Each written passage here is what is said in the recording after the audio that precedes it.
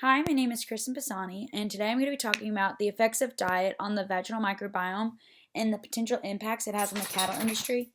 Um, just to start off, I want to apologize. I normally have lots of pictures on my slides, so that way it would be fun to watch, but as indicated by the title, it'd be very difficult for me to add photos to this, or I'd have some weird things. So I'm sorry in advance for that. So let's get started. So, first, I'm going to talk about some of the costs of reproductive success. So, obviously, reproductive success is essential for all species. Humans need it to continue on and pass on genetics. Any kind of animal needs it to not become extinct. But obviously, reproductive success makes profits for both the beef and dairy producers in the cattle industry, and obviously any other livestock industry. But in this video, I'm going to focus specifically on beef and dairy. So in an article I found by Bellows from 2002, the price of female infertility, abortion, stillbirths, dystocia, retained placentas, metritis, and pyometria for beef was between 441 to 502 million a year, and for dairy it was 473 to 484 million a year. And altogether, it came for a combined $1 billion loss in the industry. So obviously, repro is a major concern in our industry and something that we really need to focus on and find solutions for. Some of the known factors which influence these reproductive losses are disease, sex gametes, genetics, and then even some have found that the vaginal microbiome could be used as a biomarker in bovine reproduction. So they've been looking at it and investigating reproductive diseases and have made a lot of actually leeway in there. They found a lot of studies have found that it has a major impact, and you can really track reproductive health through just the vaginal microbiome. So it's something that has to be really explored furthermore. Some impacts that affect the vaginal microbiome are sex hormones, so whether or not estrogen is present, testosterone, breed, race, if it comes to humans. There's been a lot of studies that study the impacts of race, so it'll be African American women versus white women versus Hispanic women, and they actually all have different vaginal microbiomes, and it actually can make some of them more likely to get diseases. They also have looked at sexual behaviors, which I'm sure we could all assume, health status, and then diet is one that's been being looked at a little bit further.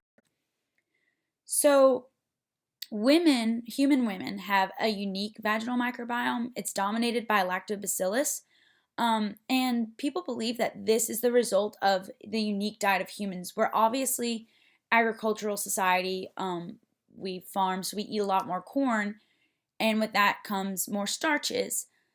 Starch, when it breaks down, leads to levels of increased glycogen, and glycogen breaks down to maltose and a couple of other things. And those products are a main energy source for lactobacilli. So some theories are that lactobacilli is super present because of the glycogen that's there, and then others are that alpha amylase is there. Alpha amylase is needed to break down glycogen, so obviously that's also present at really high levels, but they don't know. There's a lot of talk. Is lactobacilli the most common microorganism there because of how much glycogen is there, or maybe because of how much alpha amylase is there? Can we use that as a marker? We know that glycogen, or carbohydrate ingestion, I should say, increases glycogen in the liver and the skeletal muscles.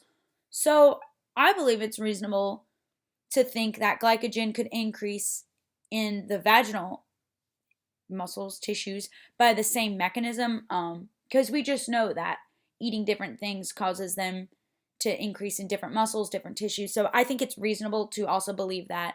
But this study by Miller in 2016 proved that these things are impacted by the diet. So some other studies I found about diet and the microbiome.